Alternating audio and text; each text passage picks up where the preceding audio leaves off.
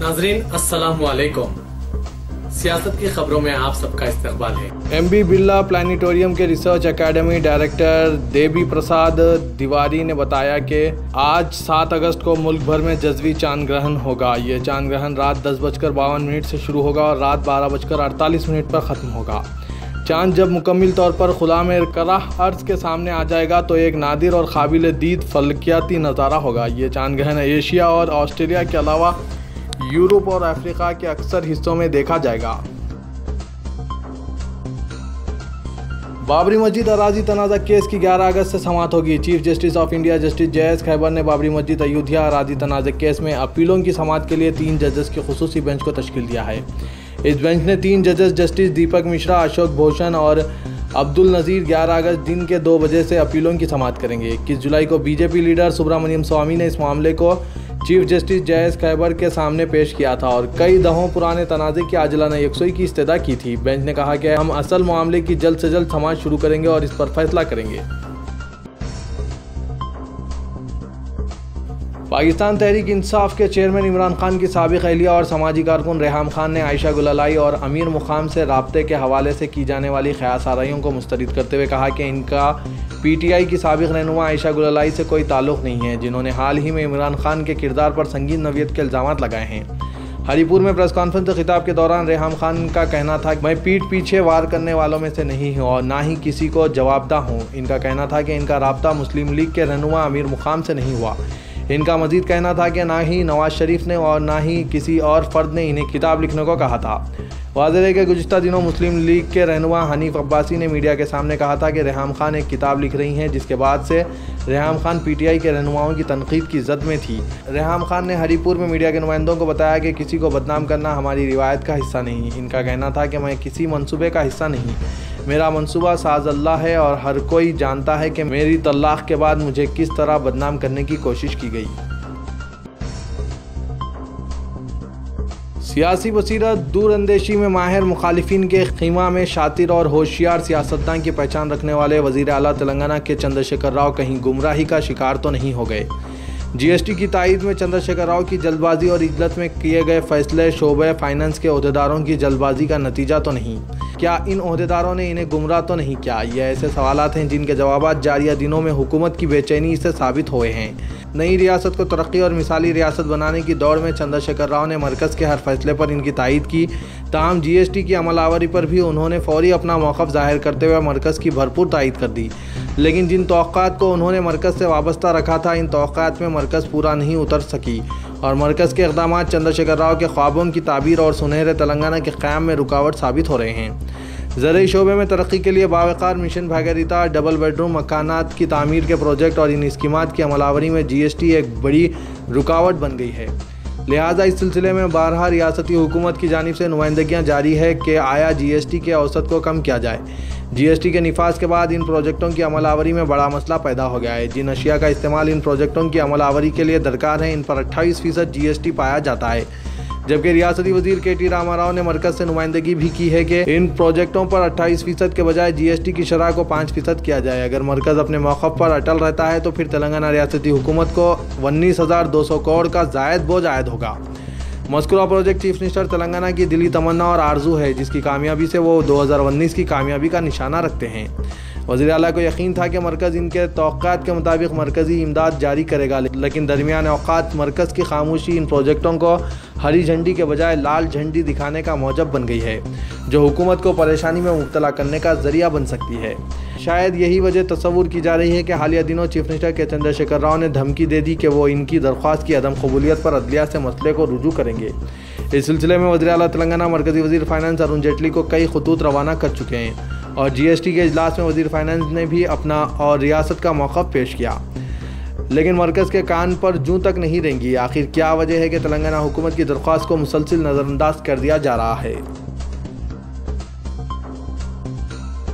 Nampally metropolitan court ने special investigation team की दरख्वास्त को मुस्तरद कर दिया, जिसमें अब्दुल्ला बासित की ज़मानत को मनसूख करने की अपील की गई थी। दाइश से हुनूज मुबैना राब्ते का दावा करने वाले एक मुबैना इंटरव्यू को नए खान की टीवी चैनल ने 10 मई को टेलीकास्ट किया था, जिसके बाद स्पेशल इन्वेस्टिगेशन टीम ने अब्दुल्ला बासित के अलावा हन्नान कुरैशी और सलमान मुहिउद्दीन खादरी के खिलाफ मुल्क से जंग छेड़ने और साजिश का एक मुकदमा दर्ज किया था।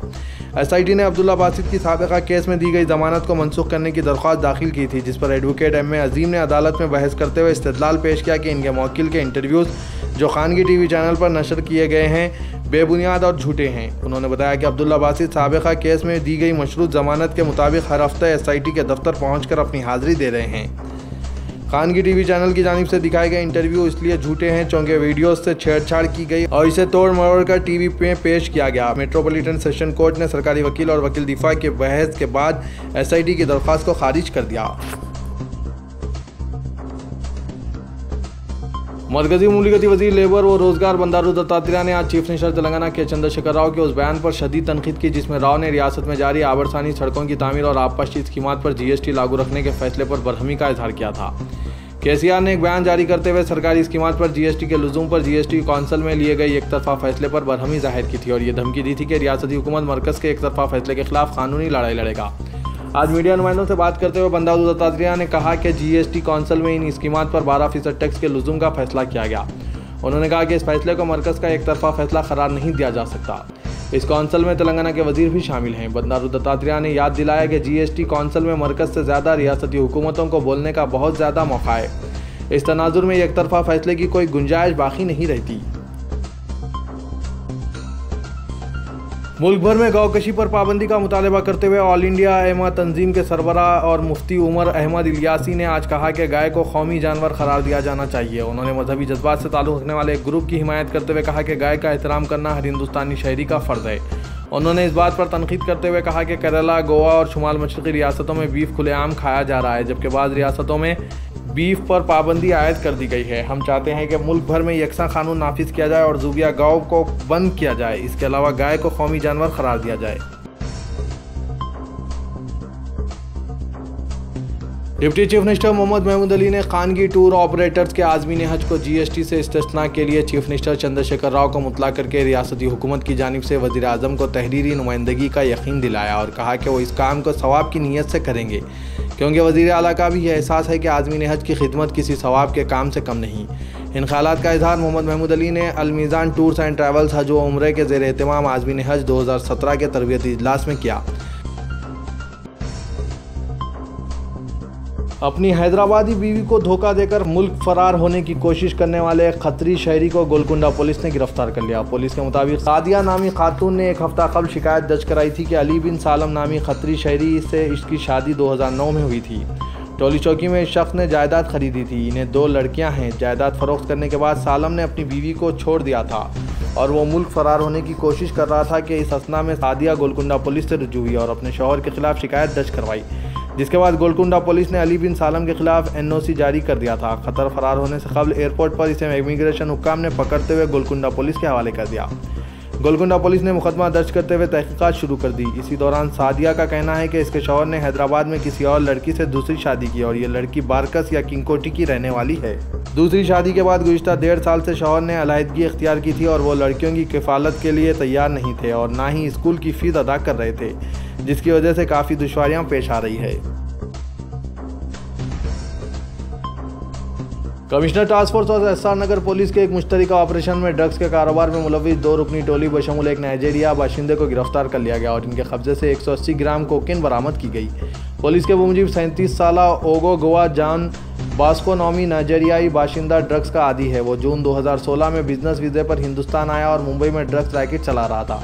मलबूसात के कारोबार की आड़ में वो ड्रग्स की स्मगलिंग किया करता था। हैदराबाद के अलावा दीगर मेट्रोपॉलिटन शहरों के दीगर ग्राहकों को फ़ी ग्राम कोकीन 5 से 6 हज़ार रुपये में फ़रोख्त करता था। कारोबार को वसी करने इसने मशरक़ी गोदावरी के मोहम्मद ज़हीरुल्लाह उर्फ सनी साकिन यूसुफ गुड़ा से रब्ता कायम किया और वो इसकी मदद से शहर के मुख्तलिफ ग्राहकों को मुंतखब करके उन्हें कोकीन वगैरह फराहम करता था। टास्क फोर्स पुलिस ने मज़कूरा अफराद के कब्जे से 180 ग्राम कोकीन, 4 मोबाइल फ़ोन्स और 1 मोटरसाइकिल बरामद करके इन्हें SR नगर पुलिस के हवाले कर दिया।